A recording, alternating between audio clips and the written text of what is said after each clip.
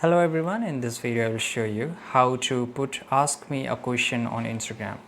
Well, this is really easy thing. Let me show you how this looks. So if you want to do it, right, so how you can just create it like this.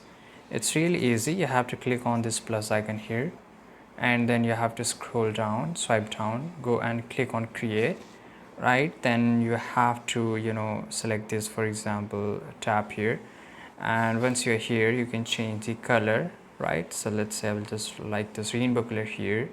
Go to the stickers icon here. Now go to the question and automatically you will get here ask me a question. By the way, you can always edit it. So basically ask me, right? And the viewers of the story can respond just by typing it here, right? I will just click on done and click on your story, right? So this is how you can just put ask me a question on Instagram. Let me show you how this look. So it's look like this, right? And this is how. I hope you found this video very useful. Subscribe.